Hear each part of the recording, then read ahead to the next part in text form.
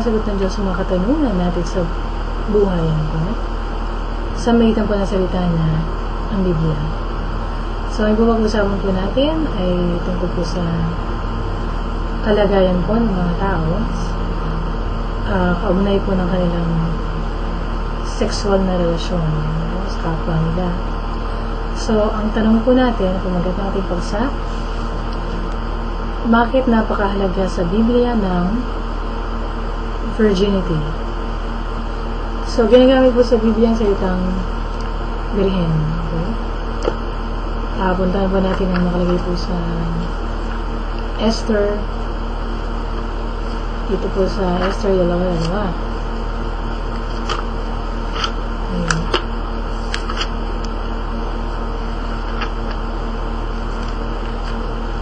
So, makibukas po tayo doon. Tignan po natin ang sinasabi po sa Esther.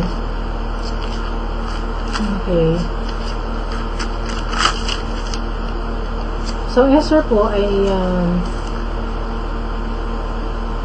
okay, nasa pagkatapos ng Nehemias.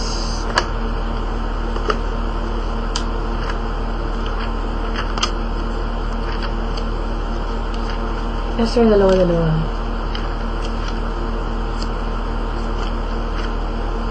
So, malapit na. Okay. So, sabi nito, sinabi na mga pinunong naglilingkod sa kanya, mahal na hari, bakit po hindi kayo maghanap ng magagandang dalaga? Ayun. So, dito po dalaga lang po nakalagay. Pero, sa ibang salita, o sa ibang tagsalin, ang nakasulot dyan ay birhen. So, tumutukoy po ito sa isang lalaki, babae na walang asawa, na hindi nagkaroon ng sexual na relasyon kahit kanino. Sa kultura po natin ngayon, ginagamit ng marami ang salitang virginity para ipahayag po ang sexual na kalinisan o purity. Ganun pa man, marami naman ang gumagamit ng isang pakahulugan na technical kung saan nililimitahan ito sa kalagayan o kondisyon na hindi po sila pumupunta ng all the way sa relasyon nila sa opposite sex o kaya the same sex. Kaya po pwede po pa rin gawin na isang mag-boyfriend o mag-asawa o basta may relasyon sila sa isa't isa. Ang kahit ano at lahat ng gusto nila, wag lang ang makipagtalik. At technically, pwede po nilang matawag ang sarili nila na virgin. Naglalaro po tayo ng mga salitaan po. Ang kalinisan po o chastity ay hindi lang po umaapekto sa ilang bahagi po ng katawan natin, kundi pati na po puso, isip, ang kaluluwa. Ang binibigyan din po ng banal na kasulatan, hindi po ang definisyon na technical o medical ng virginity, kundi ang kondisyon ng puso ng isang tao. Ebidensya po ng kalagayan ng puso natin, ang moralidad po na pinangahawakan natin, at magawa po na pinipili natin gawin. So, maliwanag po ang pamantayan po ng Biblia. Bago mag-asawa, walang relasyon sexual. Pagkatapos mag-asawa, iisa lang dapat ang kapareha. Meron pong tatlong seryosong dahilan para ipagpaliban ng sex o itabi muna ang sex para sa pag-aasawa. Una, kailangan natin pong gawin ang pinag-uutos ng Diyos. Buksan po natin ang nakalagay po sa 1 Corinto 6.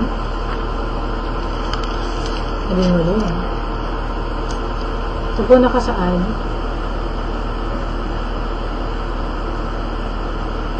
Kaya lumayo kayo sa sexual na imoralidad. Ay ibang kasalanan ginagawa ng tao ay walang kinalaman sa kanyang katawan, ngunit ang gumagawa ng sexual na imoralidad ay hindi nagkakasala sa sarili niyang katawan. Tuloy pa natin. Hindi ba't ang katawan nyo ay templo ng banal na Espiritu na nasa inyo? Kung ganoon, ang katawan ninyo ay hindi sa inyo, kundi sa Diyos. Dahil tinubos kayo ng Diyos sa napakalaking halaga. Kaya gamitin ninyo inyong katawan sa paraang ikapupuri ng Diyos.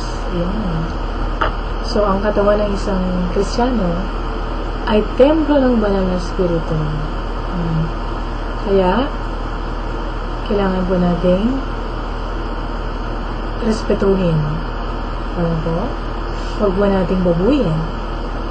Okay. So, ang isang tao na kay Kristo, binili ng sakripisyo po ng kanyang buhay. Buhay natin, Panginoon. Siya po ang nagpapatakbo ng buhay natin. Siya ang nasusunod. Ano po? At dapat nating bigyan ng parangal ang Panginoon. Ang pangalawang rason po, nasa laban ng spiritual po tayo. At kailangan po susod po natin ang baluti ng katuwiran. Okay? So, bukas po tayo sa Efeso 6, nga pa. So, buksan niyo rin po yung mga Bible niyo. Tingnan niyo rin kung yung talaga nakasulat. Ano po? Baka hindi naman talaga yun. Kaya maging handa kayo, gawin ninyo ang sinturon ng katotohanan at suot niyo ang pagkamatuwid bilang bilang pananggalang sa dibdib ninyo. Yun. So, ang katuwiran po ang pananggalang natin sa dibdib o breastplate of righteousness. Okay, so nakikipagtunggali po tayo sa mga makalamang pagnanasa po natin. Okay? So, buksan po natin sa unang Tesalonica, dito po sa Kabanata 4, talata 3 hanggang 7. Kung nakasaan, nais ang Diyos na maging banal kayo,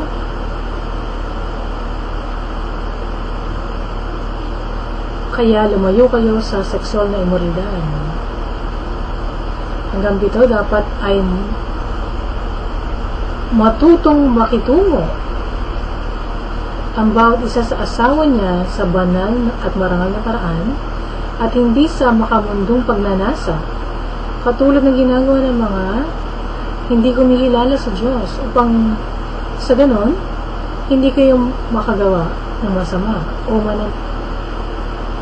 manamantala ng kapwa, dahil parurusahan ng Diyos ang sino mang gumagawa ng mga ito. Tulad ng sinabi at pinaalala namin sa inyo noon pa. Talatang 7, tinawag tayo ng Diyos para mamuhay sa kabanalan, hindi sa kaalayan. Okay. So, kung papayagan natin kontrolin ng katawan natin ang mga kilos at gawa po natin, sa halip na kontrolin tayo ng Espiritu Santo, ay nakikipagtuos po tayo sa Diyos. Ang pag-iipagtalik po ng mga Diyos at mapagmahal sa bagitan ng asawa ay mapagbigay at hindi makasarili. Ang paggamit po sa isang tao para matupad ang pagnanasa na makalaman ay nakasentro po sa sarili at mapang-abuso. Kahit na gusto po ng katalik po ninyo, tinutulungan po ninyo ang tao na yon na magkasala at negatibong binabago ninyong relasyon niya sa Diyos at sa ibang tao. May kinalaman po sa hiwaga ng pag-aasawa ang ikatlong dahilan. Buksan po natin sa Efeso 5, 31.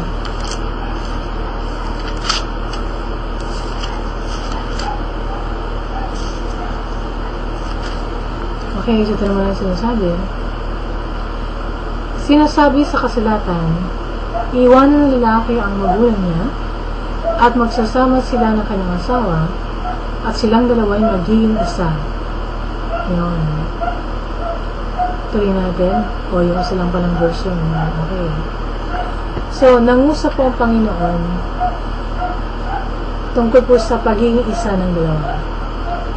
Ngayon lang po natin simulang naunawaan ang bagay nito ng totohanan at sa paraang physiological. Kapag intimate po ang dalawang tao,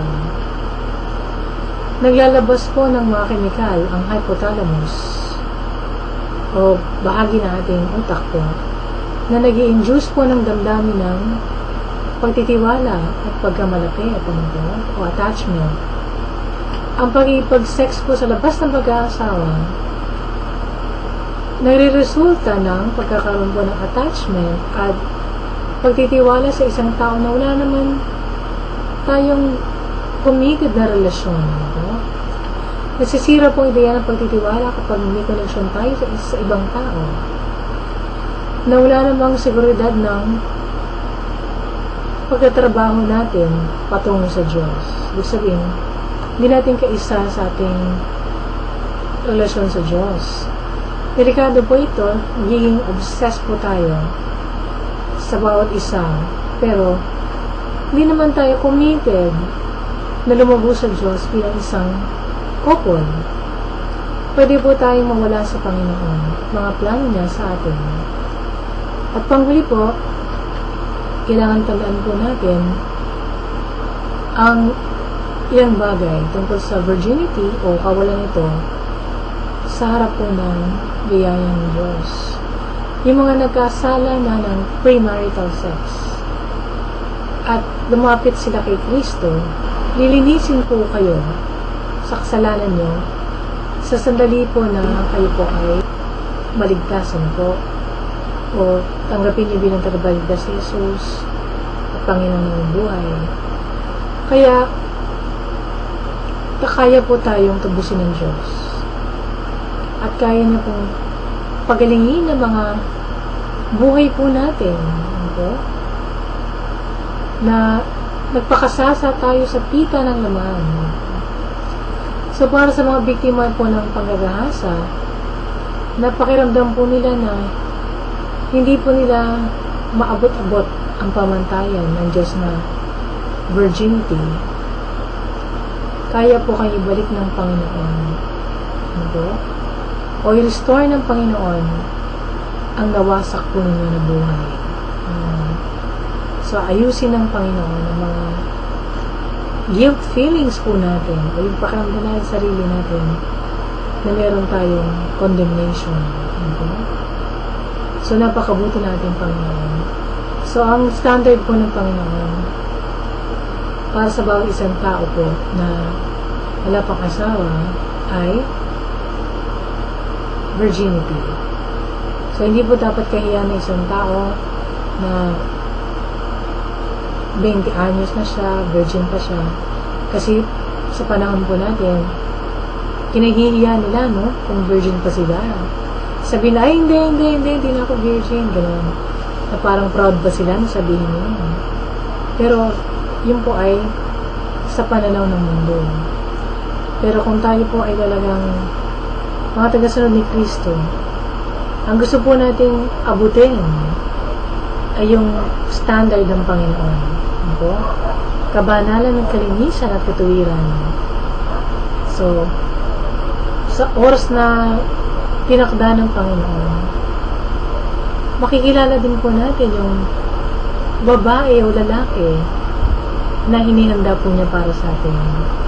At yung relasyong sexual po ay para dun po natin i-reserve para dun po sa ibibigay sa atin ng Diyos. Tama po. So, yun po kagandahan po ng pag-aasawa. Tanging doon lang po sa relasyon na yun natin pwedeng i-express ang pagmamahal natin sa isang nilalang po na ginawa ng Diyos para sa atin. So, para sa bawat isang tao po ay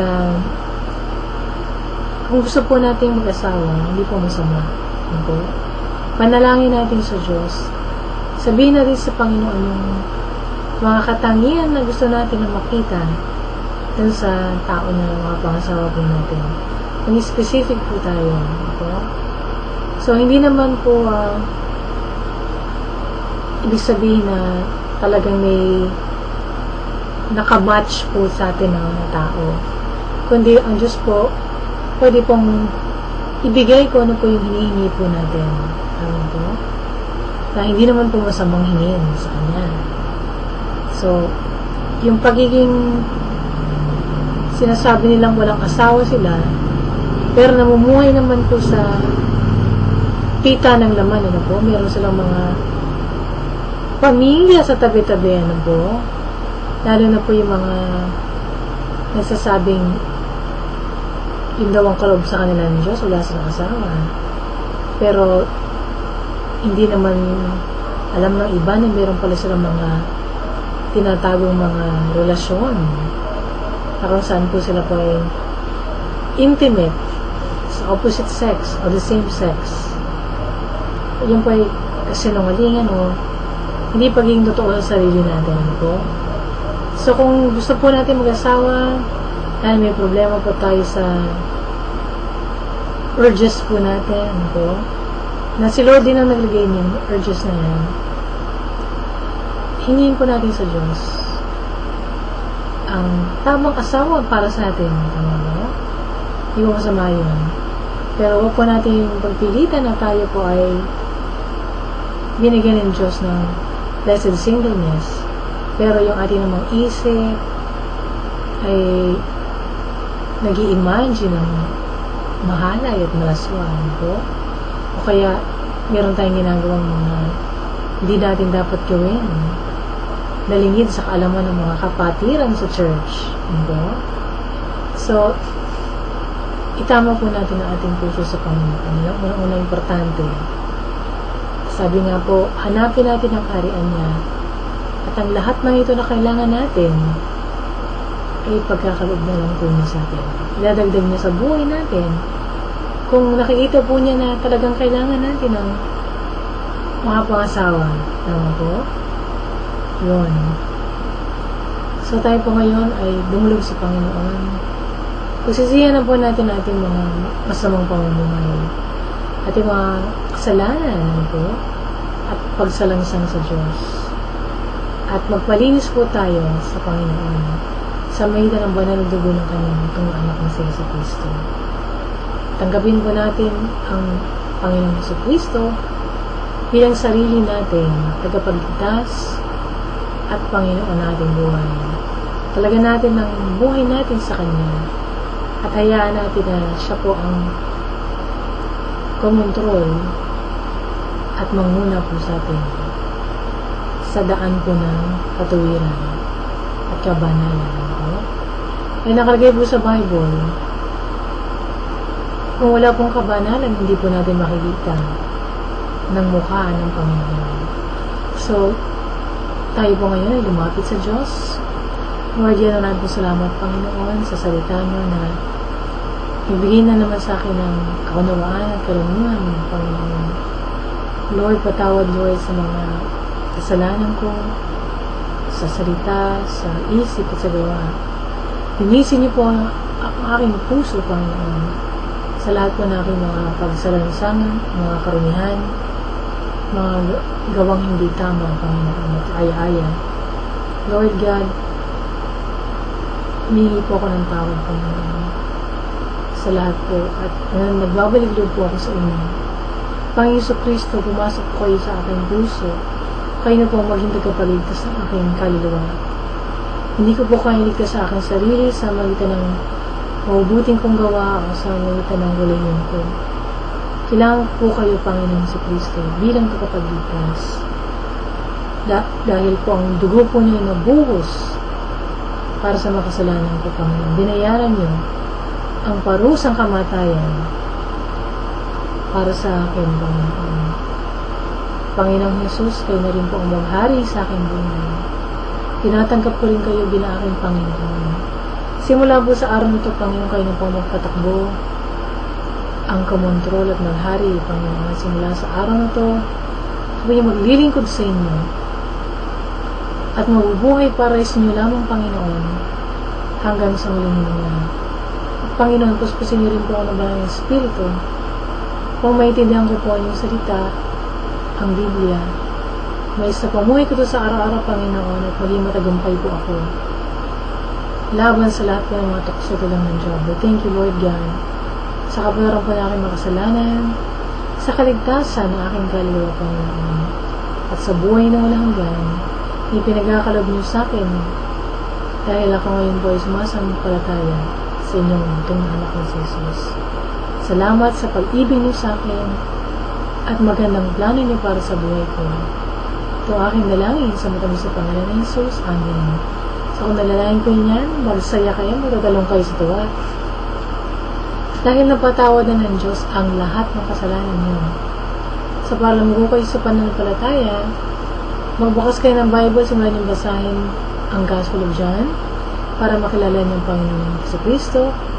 At sumunod maghanap kayo ng church kung saan ang pinapahayag at tinuturo ay ang purong salita ng Diyos, walang dagdag, walang bawas, mula Genesis at Revelation, at kung saan po yung mga maninimba ay malayang magbukas ng Bible sa sarili nila. Hindi sila binabukal ang kanilang mga pastor at ministro. Sa mula mong ganap tayo ng church kung saan ang tinataas na pangalan lang po ng Panginoong Jesus. Hindi po pangalan ng sino-sinong santo, hindi pangalan ng Mama Mary, hindi pangalan ng pastor ginagawang appointed son of God, hindi rin po ang pangalan ng sekta at relihiyon, kundi tanging si Yesu Cristo lang, dahil siya lang po ang magdadala sa atin sa loob ng banal na lungsod, sa kaharian ng Diyos. Sa mula kumaganap tayo ng church kung saan ang Espiritu Santo kumikilos sa kalagitnaan, tumutulong sa pagsamba at paglilingkod ng mga Kristiyano, pinabagong buhay ang mananampalataya at gumagawa ng mga tanda at kababalaghan sa kalagitnaan po nila. So, kung kayo po ay na-bless ng ating programa ngayon, pagsabihin niyo po, mamalitan niyo po sa mga kapitbahay niyo kakilala, na may sagutan Diyos sa mga katanungan po natin sa buhay. Hindi na po natin kailangan mga pasabihin o mapalitan na rin ng mga programa sa TV o kaya sa internet na kunyari sinasagot ang tanong natin pero pinapaikot lang tayo ng host ng programa. Pinapabilib tayo sa dami ng alam niya sa Bible, pero ang gusto lang niyang gawin, dalhin tayo sa panibagong sekta. Wala po sa sekta ng relihiyon ang kaligtasan, hindi nasa tamang relasyon sa Diyos sa magitan ng kanyang bugtong na anak ni Jesus.